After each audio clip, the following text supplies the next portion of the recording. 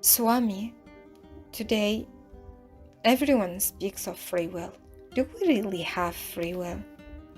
Bhagavan answers, man has no free will. It's only God who has free will.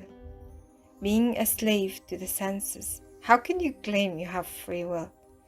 Where from do you get free will? God alone is free, and hence, He alone has free will, and that's why this free will is an absolutely divine attribute. How? Here is a small example. When a man suffers from a paralytic stroke, he is not able to lift or move the paralyzed part of his body. Go on. Let him now try in the name of free will. So there is no free will as such. And it is ridiculous to think so.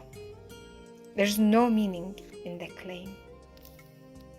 Swami, in modern science, much knowledge is only half knowledge and partial understanding. We don't have a clear picture of anything. We want to know the difference between free will and divine will. Bhagavan answers, it is ego and ignorance that prompt doubts of this kind. On account of body identification, you are not able to know reality. In fact, you are a slave to your senses, so you are not free. How can you have free will then? God is the master of all. He is above everything. He is not bound or limited by anybody or anything. He is absolutely free. Hence, it's only God who has free will or divine will.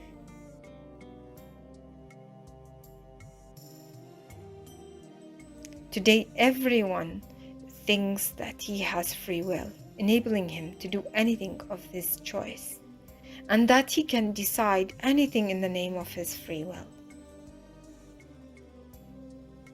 This may be one thing today, and quite a different thing tomorrow, but divine will never change.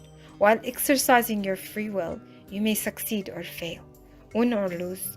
If you succeed, you become proud and egoistic.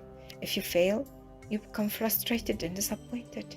But divine will is a transcendental phenomena. What you should do is simply surrender to the divine will. It means readiness or preparedness to receive and accept happily whatever happens in your life, good or bad, with a feeling that it is only for your ultimate good. You must accept it as God's gift to you. This is true jnana and bhakti. In fact, you do not know what is good for you. God knows the when, the why, the what, and the how of everything, of everyone. Everything happens according to God's will or divine will.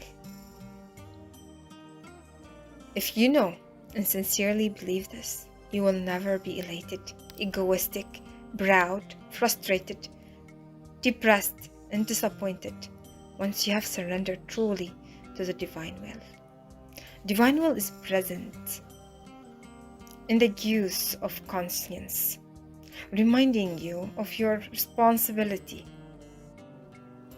It's the Antarvani, inner voice, but you neglect it and don't pay heed to its appeal and message, and so you suffer. With your mind turned inward, your intellect turned to the fundamental principle, and your senses kept under strict control, you can hear clearly your inner voice, which is none other than the voice of God. Divine will is the master plan of God.